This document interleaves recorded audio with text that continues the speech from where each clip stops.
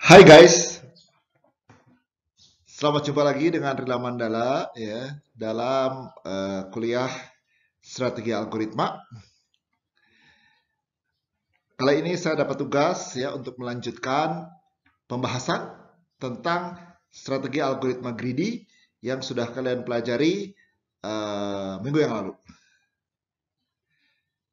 Seperti biasa guys, jangan lupa subscribe channel ini biar seperti YouTubers ya.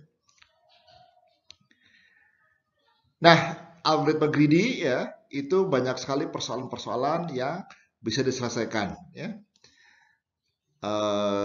Seperti yang sudah kita bahas pada minggu lalu ya, algoritma greedy berbeda dengan algoritma brute force ya, atau exhaustive search ya. Di mana algoritma greedy ini tidak menjamin ya solusi optimum global dihasilkan ya. Tidak seperti kalau kita menggunakan algoritma brute force ya. Di mana kalau algoritma brute force dipastikan solusi optimal global pasti bisa dihasilkan ya. Hanya kelemahannya adalah brute force ya itu memerlukan waktu yang sangat lama dan tidak efisien ya. Bahkan di beberapa kasus, di kasus yang besar ya, tidak bisa diimplementasikan dalam komputer ya. Karena akan memakan banyak waktu lama ya. Bahkan akan menyedot ruang penyimpanan yang sangat besar ya. Tapi algoritma greedy jauh lebih efisien, optimal daripada algoritma brute force ya. Jadi ada advantages dan ada disadvantages-nya ya.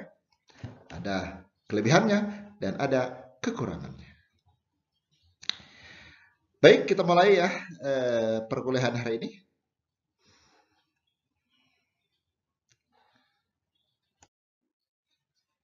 Baik, persoalan yang akan kita bahas, solusi greedy-nya ya, itu sekarang tentang pohon merentang minimum ya, atau dalam bahasa Inggrisnya disebut dengan minimum spanning tree ya. Mungkin persoalan ini sudah kalian dapatkan di pelajaran matematika diskrit ya. Baik, untuk merefresh lagi ya, pohon merentang minimum itu seperti apa ya. Jadi diketahui sebuah graf ya, ada simpulnya V, ada edge-nya itu E ya. Nah, buatlah pohon dari graf ini ya. Masih ingat apa bedanya pohon dengan graf? Mudah-mudahan kalian tidak lupa ya. Pohon itu adalah dia tidak punya cycle ya. Jadi dia tidak punya cycle, tapi kalau graf itu bisa bercycle ya. Nah, pohon itu adalah sub dari graf ya. Nah, jadi buatlah pohon tapi dengan jumlah bobot yang minimum ya. Dengan jumlah bobot yang minimum. Jadi sebagai contoh dari graf ini saya bisa dapatkan pohonnya ya. Apa namanya dengan jumlah bobot minimum. Ya. Syarat pohon merentang minimum seperti tercermin dalam apa? Dalam namanya merentang. Jadi ini harus merentang. Jadi artinya semua simpul harus tercover ya. Semua simpul harus bisa tercapai dengan menggunakan edge ya dalam pohon tersebut ya. Jadi pohon merentang minimum itu sesuai dengan katanya ada 3 keywordnya. Pertama dia harus pohon. Kedua dia harus merentang. Merentang itu artinya semua simpul itu bisa tercapai dengan menggunakan edge-nya. Dan dia bobotnya harus minimum ya. Mudah-mudahan bisa terrefresh lagi ya. Nah, seperti yang sudah kalian pelajari juga di matematika diskrit mungkin ya. Kita bisa menggunakan strategi greedy ya untuk menyelesaikan persoalan pohon merentang minimum ini ya. Nah, salah satu algoritma yang namanya algoritma prim ya. Algoritma prim ya, algoritma penyelesaian persoalan pohon merentang minimum itu juga menggunakan strategi greedy ya. Di matematika diskrit mungkin kalian sudah belajar ya algoritma prim. Nah, apa strateginya di algoritma prim ya? Pada setiap langkah pilih sisi E ya atau edge E ya, itu dari graf yang memiliki bobot terkecil dan bersisian atau insidensi ya dengan simpul-simpul di T ya. Tetapi E tidak membentuk sirkuit di T. Masukkanlah E ke dalam T. T itu adalah tree ya, tree-nya yang akan kita bentuk. Nah, jadi ini strateginya. Nah, algoritmanya langkah per langkah mungkin kita bisa tuliskan seperti ini. Pertama, ambil sisi dari graf G yang berbobot minimum. Masukkan ke dalam T. Tadi ya, cari yang bersisian yang algoritma yang bobotnya paling minimum. Ini strateginya ya. Langkah 2, pilih sisi U, V yang mempunyai bobot minimum dan bersisian dengan simpul di T di tree-nya yang sudah terbentuk sampai saat ini ya. Tetapi U, V-nya tidak membentuk sirkuit di T. Tidak boleh, karena kalau bentuk sirkuit bukan tree namanya ya. Masukkanlah U, V ke dalam T. Langkah 3, ulangi langkah 2 sebanyak N kurang 2 kali. Terus ya, diputar-putar sebanyak N kurang 2 kali ya. Kenapa N kurang 2 kali? Nah, kalian pikirkan sendiri. Baik, jadi ini algoritma dalam bentuk pseudocode-nya ya. Dalam bentuk pseudocode ya. Jadi inputnya adalah sebuah graf G, outputnya adalah sebuah pohon T ya. Nah, algoritma ini adalah membentuk pohon penentang minimum T dari graf berbobot G. Jadi algoritma tadi sama cari sisi P, Q dari E yang berbobot terkecil. Ya. Masukkan sisi P, Q itu ke T. T itu adalah tree yang kita bentuk ya. Nah, kemudian kita looping dari I sama dengan 1 sampai N kurang 2 ya.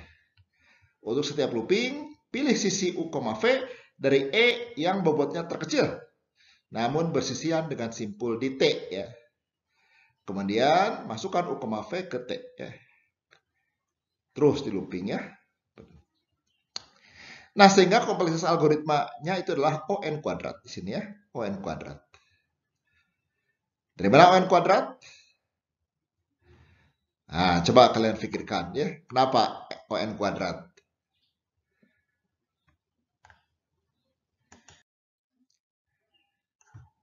Nah, ini contoh ya. Contoh algoritma itu kalau kita tetapkan ya, kalau kita terapkan di sebuah graf ya.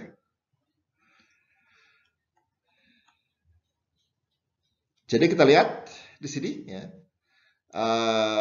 Kita punya graf seperti ini. Maka langkah yang pertama tadi apa? Cari bobot yang paling minimum. Mana bobot yang paling minimum di sini? Yang paling minimum di sini adalah bobotnya adalah bobot 10 di sini ya. Dari 1 ke 2. Maka ambillah sisi 1 ke 2 ini. Simpul 1 ke simpul 2 sebanyak 10 bobotnya ya.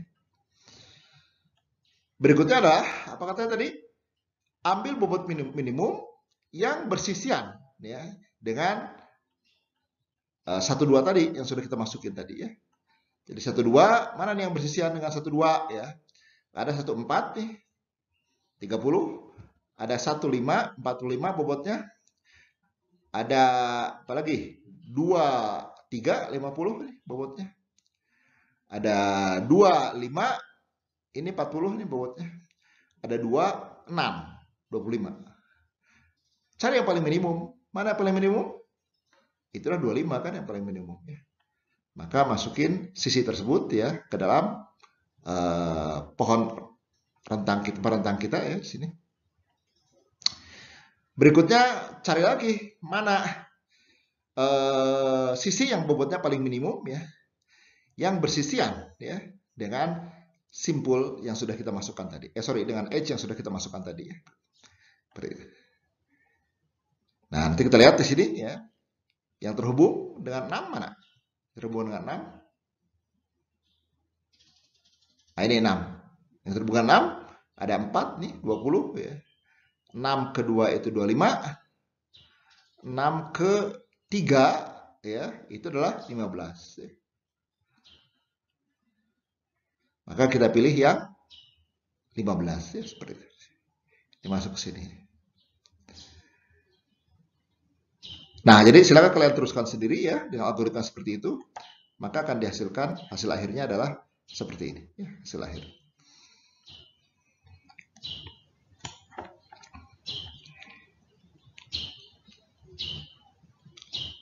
Paham tidak kira-kira?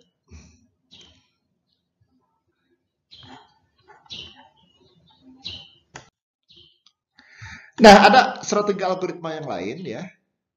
Jadi, di satu persoalan, kalian bisa menghasilkan strategi greedy yang bermacam-macam ya, bermacam-macam. Tidak hanya satu ya, tidak hanya satu, bisa macam-macam ya, seperti itu ya. Dari mulai algoritma greedy yang paling bodoh, jadi fungsi seleksinya itu apa? Yang paling bodoh, sampai greedy yang pintar ya. Tentu kita harus mencari algoritma greedy yang pintar ya, jangan algoritma greedy yang bodoh ya. Nah, strategi yang kedua itu namanya algoritma Kruskal ya. Mungkin di matematika diskrit kalian sudah pelajari ini algoritma Kruskal ya. Nah, kalau algoritma Kruskal itu langkahnya adalah pertama, urutkan terlebih dahulu sisi-sisi dalam graf berdasarkan bobotnya dari kecil ke besar. Jadi diurutkan terlebih dahulu ya. Nah, strategi yang digunakan itu adalah pada setiap langkah, pilih sisi E sama dengan V1, V2 dari graf G sama dengan V, E yang memiliki bobot minimum. Jika E tidak membentuk sirkuit di T, maka masukkan E ke dalam T. Ya. Nah, itu algoritma Kruskal. Jadi, langkah-langkahnya, ya.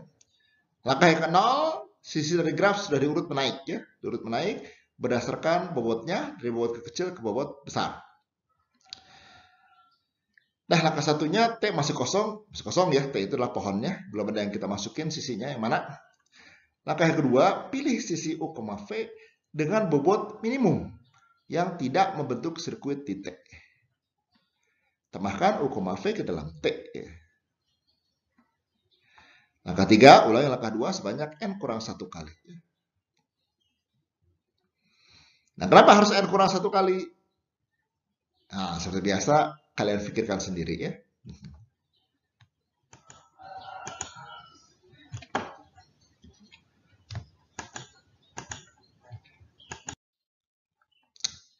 Baik, jadi ini apa namanya pseudocode ya, pseudocode dari algoritma Kruskal ya. Jadi silakan kalian pelajari sendiri ya. Ini jabaran daripada strategi yang tadi ya. Jadi pertama T-nya kosong, kemudian selama jumlah sisi dalam T-nya itu lebih kecil atau lebih kecil dari N kurang 1 ya. Pilih sisi U, V dari E yang bobotnya terkecil ya. Jika U, V tidak membentuk sirkuit di T, maka gabungkanlah sisi U, V ke dalam T ya. Terus ulang-ulang ya. Nah, kompleksitas algoritmanya ya, itu kalau kalian pelajari ya. Coba kalian apa namanya? Telusuri di sini. Itu adalah O E log E ya. Di mana tanda mutlak E ini itu adalah jumlah sisi ya, jumlah sisi di sini. Kenapa demikian? Nah, silakan kalian cari sendiri ya. Saya kira mungkin di matematika diskrit sudah pernah dibahas juga ya ini ya. Nah, ini kita kasih contoh jalannya algoritma tadi ya. Kita kasih contoh jalannya algoritma tadi. Jadi pertama apa langkah 0 tadi? Langkah 0 masih ingat? Urutkanlah sisi-sisi dari sebuah graf berdasarkan bobotnya. Dari kecil ke besar. Jadi dari graf ini, bobot yang paling kecil kan sisi dari simpul 1 ke simpul 2 yaitu 10. Yang kedua dari simpul 3 ke simpul 6 yaitu 15. Yang ketiga dari simpul 4 ke simpul 6 20 dan seterusnya ya sini ya. Sehingga urutannya adalah ini. 1 2 3. Apa namanya? Kalau kita lihat di sini ya, apa namanya? Ini simpulnya ya, simpulnya. Sedangkan bobot minimumnya adalah ini. Bobot minimumnya. Jadi langkah ke 0 itu ini ya. Ini langkah ke 0. Ya, bukan ini ya. Langkah ke 0-nya bukan ini, tapi yang ini. Langkah ke 0. Nah, berikutnya, langkah yang pertama ya. Cari bobot yang paling minimum di sini ya. Mana yang paling minimum? Ini tentu di awal ya. Tadi kan kita sudah urutkan. Jadi kita tidak usah mencari lagi, tapi langsung aja mengambil yang paling minimum, yaitu 10. 10 itu menghubungkan 1 dan 2. Berikutnya, mana yang minimum berikutnya? Yang minimum berikutnya adalah ini kan, 15. Jadi ambil 3,6. Jadi sisi 3,6 kita ambil seperti ini. Bobotnya 15. Berikutnya mana yang paling minimum berikutnya? Ini tentu ya, 46. Ya, 46 sebanyak 20. Ini 46 itu sebanyak 20 bobotnya. Berikutnya cari lagi mana yang minimum berikutnya, 26. Ya, 26 yang paling berikutnya. Ya Kak, ya, 26. Jadi diambil 26 ya, 26. 26 bobotnya 25 ya.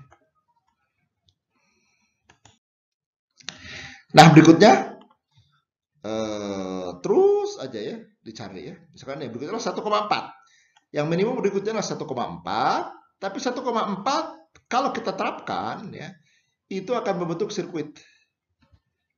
Ya, kalau 1,4 kita terapkan di sini kan ada sirkuit tertutup ya di sini ya. Ada cycle ya, sirkuit tertutup di sini. Maka 1,4 ditolak. Nggak dimasukin ya, karena kalau dimasukin itu tentu bukan lagi tree hasilnya, tapi graf lagi ya. Berikutnya simpul 35 ya. Simpul 35 ini tidak membentuk sirkuit. Jadi apa namanya? Bisa dimasukkan ya. Nah, maka selesai, semuanya sudah merentang. Karena sudah merentang, semua simpulnya sudah masuk, maka ini hasil akhirnya. Bobotnya adalah 105 ya. 105 kalau dijumlahkan.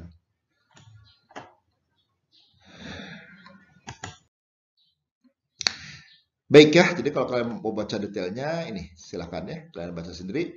Ini di scan dari buku Ellis Rowis dan Sertay Sahni, Fundamental of Computer Algorithms ya.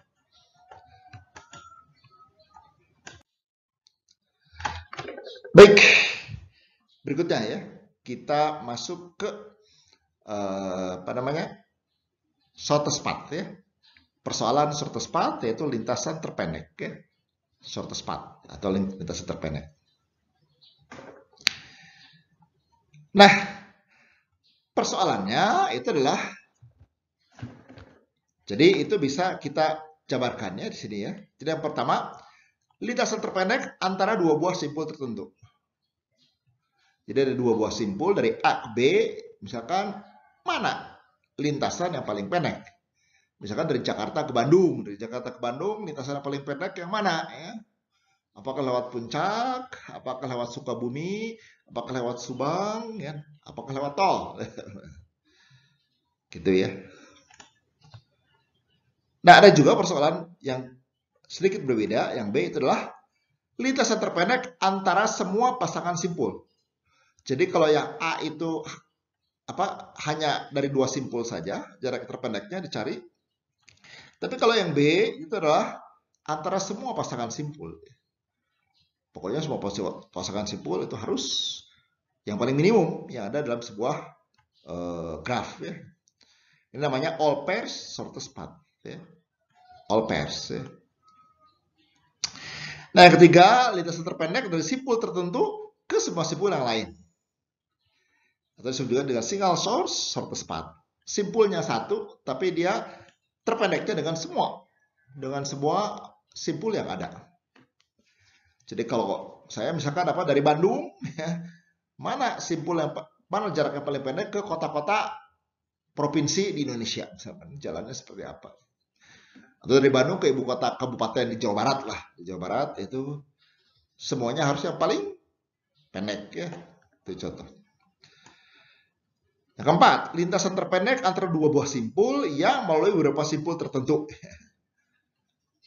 Atau dinamakan intermediate shortest path ya. Jadi beberapa simpulnya itu harus dilalui ya. Yang harus dilalui ya. Nah, baik ya, yang akan dibahas kali ini itu adalah persoalan yang C ya. Yang C itu adalah ini. Lintasan terpendek dari simpul tertentu ke semua simpul yang lain. Jadi lintasan terpendek dari Bandung ke kota-kota lain, misalkan. Paham ya? Nah, jadi persoalan lintasan terpendek diberikan graf berbobot, graf G ya, simpulnya V, sisinya atau H-nya adalah E. Tentukan lintasan terpendek dari sebuah simpul asal A ke setiap simpul lainnya di G.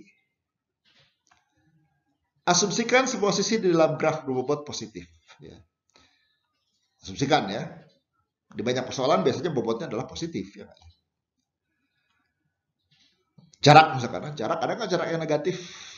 Nggak ada ya. Dari dari Bandung ke Jakarta negatif 5 jaraknya nggak ada. Nah, diketahui graf seperti ini, berapa jarak terpendek berikut lintasannya ya dari A ke B, A ke C, A ke D, A ke E atau A ke F. Jadi ke semua simpul yang ada di graf tersebut ya.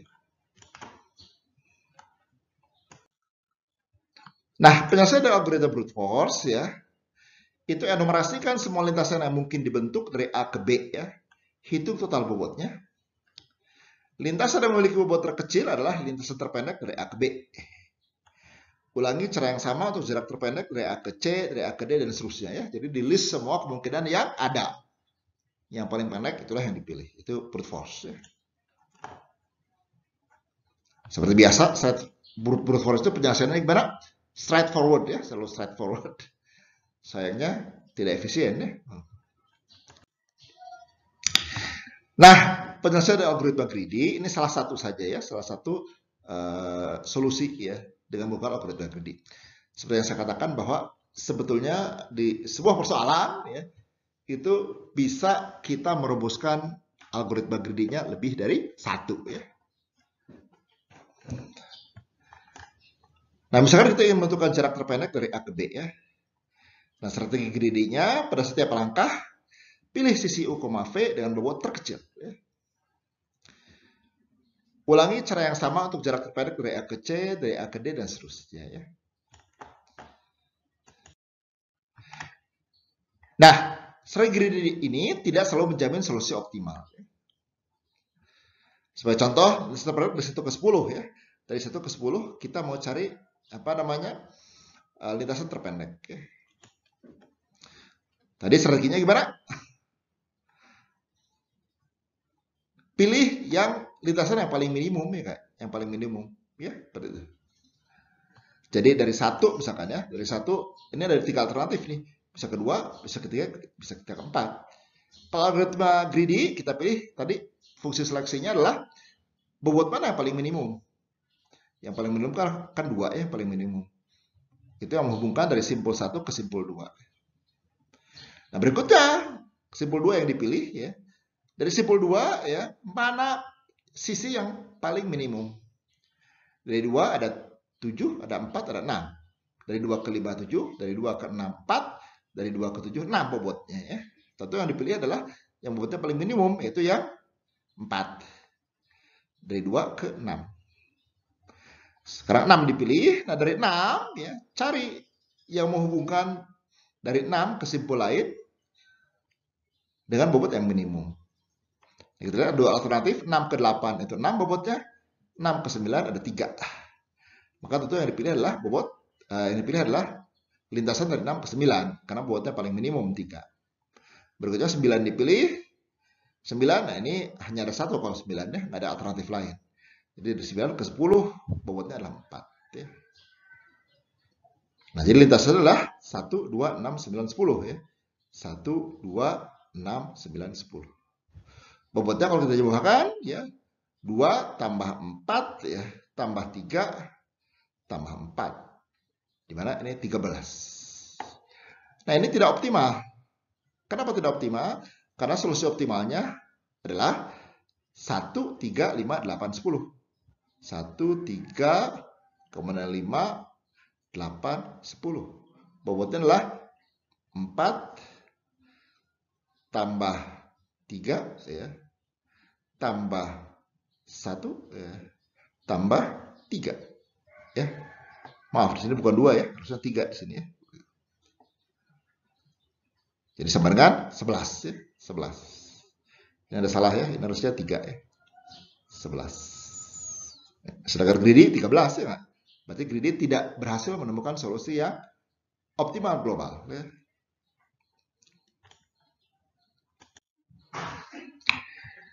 Nah, ada strategi greedy yang lain ya. Strategi greedy yang lain ya. Kalau tadi kan strategi greedy yang bodoh ya tadi. Strategi greedy yang bodoh ya. Kenapa? karena ingin gampangnya doang ya, gampangnya doang sehingga tidak bisa menghasilkan solusi optimal global. Nah, ada algoritma yang optimal ya, yang juga memakai strategi greedy, cuma strateginya lain daripada yang kita bahas tadi ya. Nah, strategi greedy ini pertama kali dikembangkan oleh Dijkstra ya. Pertama kali dikembangkan oleh Dijkstra. Dijkstra ini adalah seorang komputer scientist ya. Ini yang sangat terkenal ya. Banyak menemukan algoritma-algoritma yang baik ya di beberapa bidang ya, komputer science ya. Nah, strategi greedy-nya yang digunakan itu pada setiap langkah pilih sisi yang berbobot minimum yang menghubungkan sebuah simpul yang sudah terpilih dengan sebuah simpul lain yang belum terpilih ya. Lintasan dari simpul asal ke simpul yang baru ya haruslah merupakan lintasan yang terpendek di antara semua lintasannya ke simpul-simpul yang belum terpilih. Nah, ini bedanya ya. Ini bedanya dengan greedy yang tadi ya. Greedy yang bodoh tadi ya.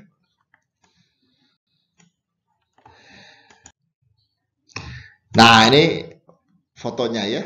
Ini foto Dijkstra ya. Lahir tahun 30, meninggal tahun 2002 ya. Ini sangat berjasa sekali ya. Sangat berjasa sekali karena menemukan algoritma-algoritma yang sangat baik ya, itu di beberapa bidang di computer science ya. Di algoritma design, programming language ya, program design, operating system ya, distributed processing dan sebagainya ya. Nah, karena nanti di belajar di OS juga nanti akan kita bahas ada algoritma yang diusulkan oleh Dijkstra juga ya.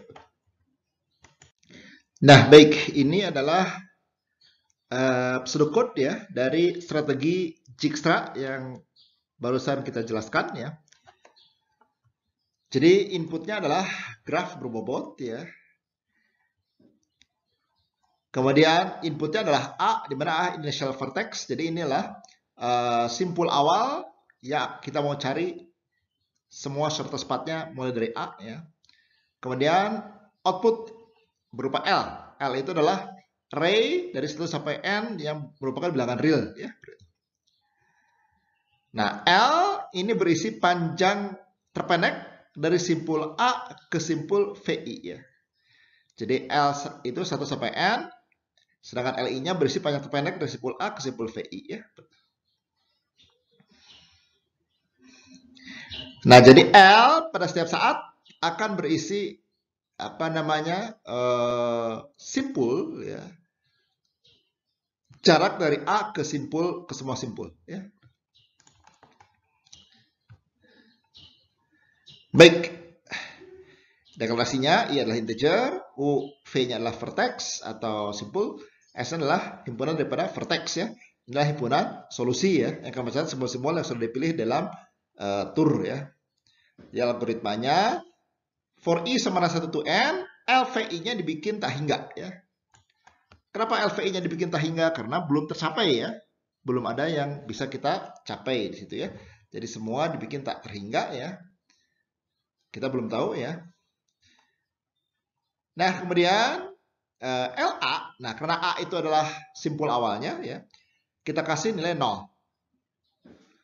Ya, karena jarak dari A ke A adalah 0. Himpunan solusinya masih kosong ya. Nah, for K sama dengan 1 to N ya. Jadi dari nilai K sama 1 kepada N ya.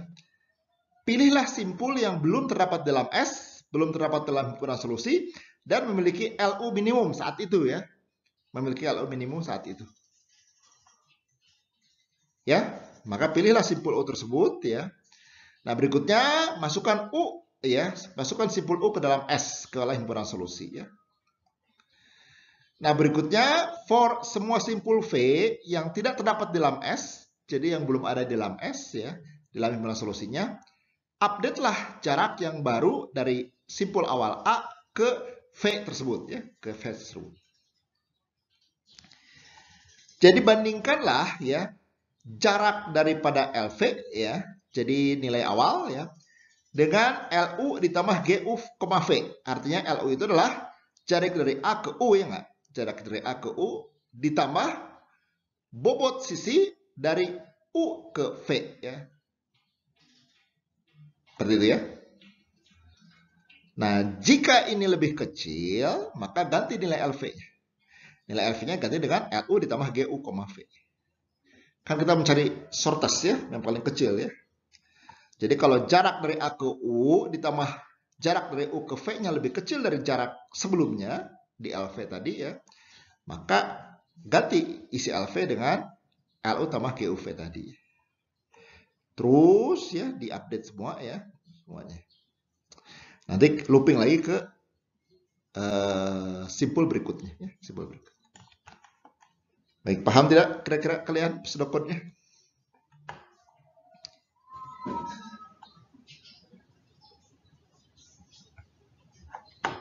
Baik, mungkin supaya lebih paham kita ilustrasikan ke contoh ya. Ini misalkan kita kasih ke contoh, diberikan graf di bawah ini, carilah lintasan terpendek dari simpul A ke simpul lainnya. Jadi simpul A ke simpul B, ke simpul C, ke simpul D, ke simpul E, ke simpul Z. Nah, permasalahan ini, contoh soal ini diambil dari buku Discrete Mathematics and Its Application, karangan Rosen, ya, itu edisi yang ke-7. Nah, baik, sekarang kita jalankan algoritma Dijkstra tadi ya, seperti itu ya. Jadi, pertama kali semua jarak ya, L tadi apa? Isi array L itu diisi tak hingga. LB tak hingga, LC tak hingga, LD tak hingga, LE tak hingga, LZ tak hingga ya. LA juga tak hingga sebetulnya di awal ya, tak hingga ya. Kemudian masukkan nilai A itulah 0, ya. Jarak A ke A kan 0. Maka tentu yang pertama dipilih adalah yang paling minimum. Yang lain kan tak hingga, tak hingga, tak hingga, tak hingga, tak hingga, ini 0. Berarti minimumnya tentu A, maka A dipilih. A yang 0 ya, maka A dipilih karena A paling minimum 0 nilainya. Nah, berikutnya apa tadi? Update ya. Jadi update semua nilai LV. V-nya di sini adalah ya, selain A ya, selain A. A jadi U di sini ya. Simpul A ini jadi U kalau di pseudocode yang tadi ya. Jadi update jaraknya ya. Nah, mana yang tersambung ke A? Yang tersambung ke A itu adalah apa? Simpul B, simpul C. Simpul B jaraknya 4. Simpul C jaraknya 2. Nah, terapkan tadi strategi greedy-nya, yaitu apa? Pilih yang paling minimum. Mana yang paling minimum? Itu adalah 2 tentunya, dibandingkan dengan 4. Jadi berikutnya C dipilih. C dipilih. Ya, C dipilih ya, dan jaraknya adalah 2. Apa namanya? Nilai LC-nya adalah 2. Nah, dari A ke C adalah 2. Nah, berikutnya perbaharui semua nilai L tadi ya, jarak dari semua simpul-simpul yang belum ada di S. Di S kan baru A dan C ya di S. Yang lainnya kan belum ada. Jadi yang ada di solusi itu adalah yang dilingkari ya. Yang dilingkari ini sudah ada di himpunan S, di himpunan solusi ya. Perbaharui nilai L-nya. Coba kita lihat. Sekarang yang B. Yang B tadi kan 4 ya isinya, LB ya, LB. Sekarang kita bandingkan dengan jarak tadi ya, apa namanya? Jarak dari A ke U. A-nya ini, U-nya adalah C kan? U-nya adalah C. Ya, jarak dari A ke U ditambah U ke V. V-nya B di sini ya, ke V. Jadi 2 ditambah 1 berapa? 3. Nah, LB-nya 4 ya. LB-nya 4. Sedangkan jarak antara A ke C itu 2. Jarak dari C ke B 1. Jadi 2 tambah 1 3. Mana yang paling minimum? Itu 3 ya. Maka sekarang LB dimodifikasi menjadi 3 nilainya. Nah, sekarang D, kita lihat D sudah tercapai ya nggak ya? Dari C ya. D dari C ya. D ini bisa didapat dari C ya. Jadi kalau D dari C itu berapa jaraknya? 2 tambah 8 itu 10. Kemudian yang E juga sudah tercapai dari C. Sudah tercapai dari C ya. Itu jaraknya berapa? Ke E 2 ditambah 10, yaitu 12. 12. Jadi ke E itu lewat A, C ini. Jadi ACE di sini ya. Z belum tercapai dari C. Jadi Z masih tak hingga nilainya. Paham tidak kira-kira? Nah, sekarang bandingkan ya di sini ya. Apa namanya? Bandingkan antara B, D dengan E. Mana yang paling minimum? B itu 3, D itu 10, E 12. Mana yang paling minimum? Tentu saja B. Maka B akan masuk ke himpunan solusi berikutnya. Jadi himpunan S sekarang isinya A, C, B. Ya. B masuk. Sesudah B masuk, ya perbaharui nilai L tadi. Nilai L dari semua simpul yang belum ada di himpunan solusi. Jadi perbaharui nilai LD, perbaharui nilai LE, perbaharui nilai LZ. Kita lihat ya di sini ya. D itu tadinya 10. LD itu adalah tadinya 10 ya. Nah, karena B sudah masuk ya. B-nya itu 3 ya enggak? B-nya 3. Jadi dari A ke B itu 3 lewat C, ACB itu 3. Dari B ke D itu 5. Jadi 3 tambah 5 8. 8 dan 10 mana yang paling minimum? 8 ya enggak?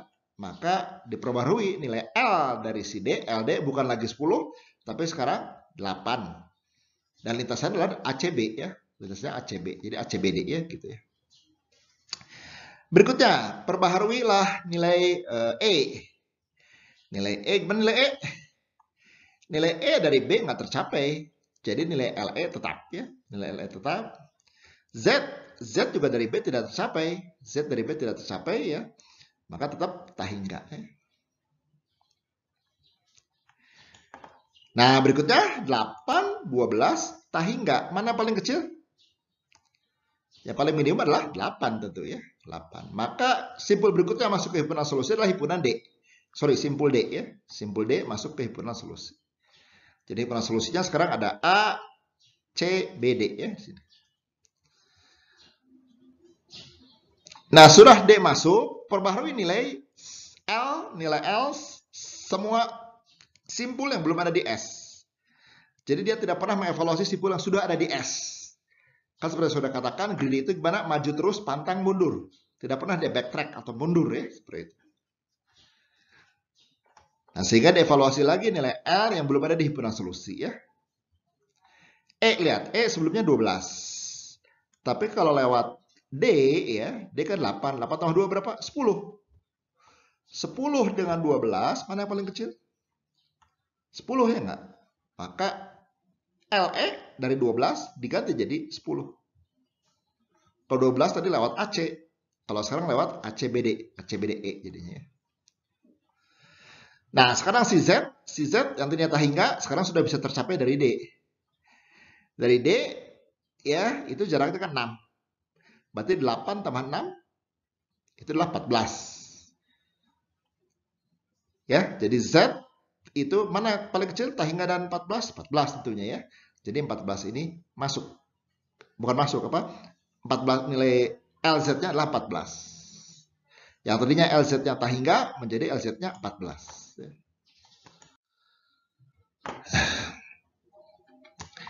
Baik. Ya. Jadi apa namanya? Berikutnya itu kan yang terpilih adalah E ya. E. Kenapa? Karena tadi 14 ya. Z 14 sedangkan E yang paling rendah ya. Itu 10 ya. Maka E masuk ya.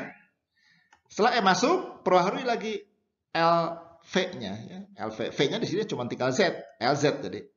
LZ-nya tadinya 13 ya, seperti itu ya.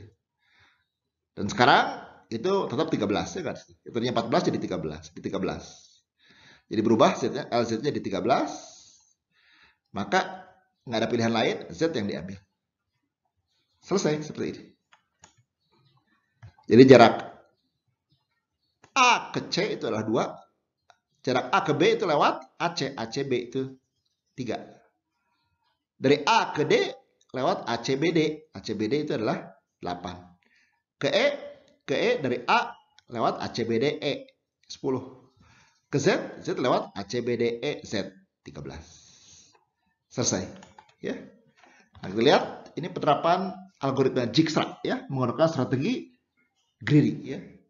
Nah, greedy-nya di sini greedy yang pintar ya, bukan greedy yang bodoh tadi ya. Yang di strategi yang pertama tadi ya.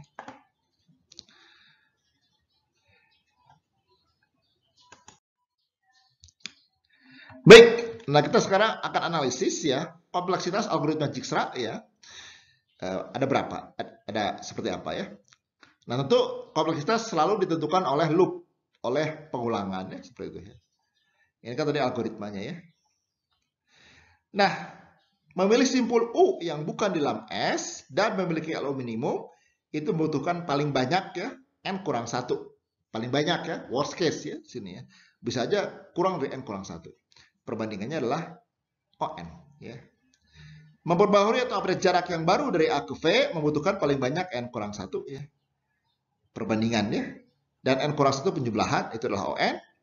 Pengulangan for K dari 1 sampai N dilakukan sebanyak N kali ya. Sehingga kompleksitas waktu algoritma Dijkstra-nya ya N ON ditambah ON ya.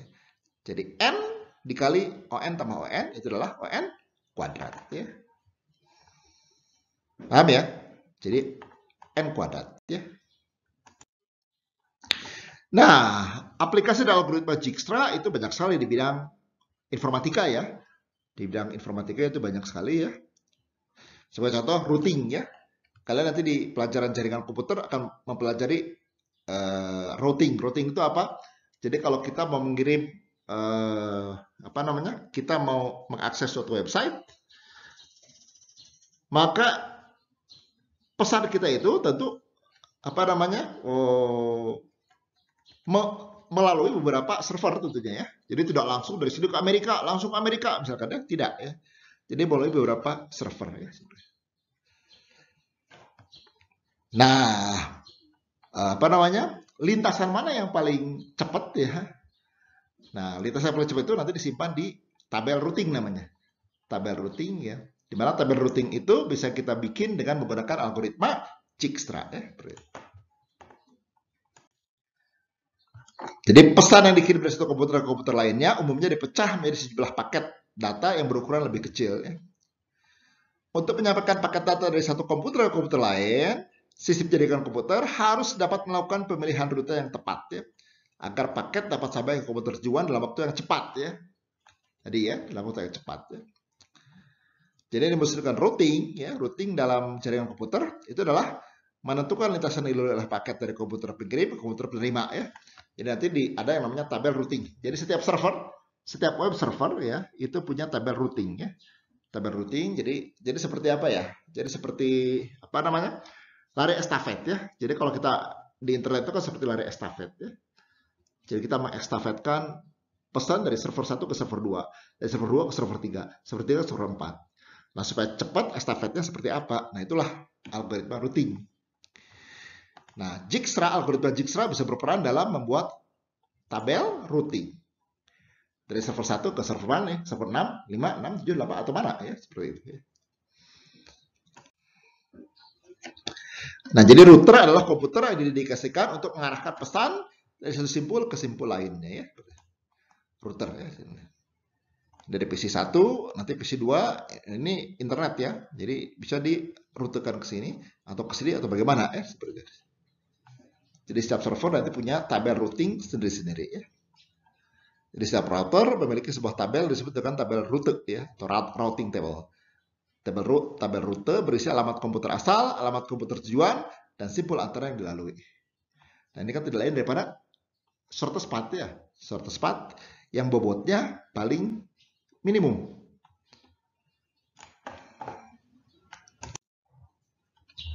Nah ini contoh sebuah jaringan router, kita lihat ya. Dari sini misalkan mau mengirimkan ke mana? Ke router 6 atau kemana ya di situ. Jadi ini ke router 2 misalkan di 104 second waktunya rata-rata misalkan ya. Router ke 2 ke router 4 10 second. Dari server langsung ke router 4 tidak lewat router 2 35 second ya. Router 4 ke router 6 15 second ya. Router 2 ke router 5 80 second dan seterusnya ya. Nah, jadi mencari lintasan terpendek dari router asal ke router tujuan dapat diartikan sebagai menentukan lintasan terpendek dari simpul asal ke simpul tujuan dalam jaringan komputer.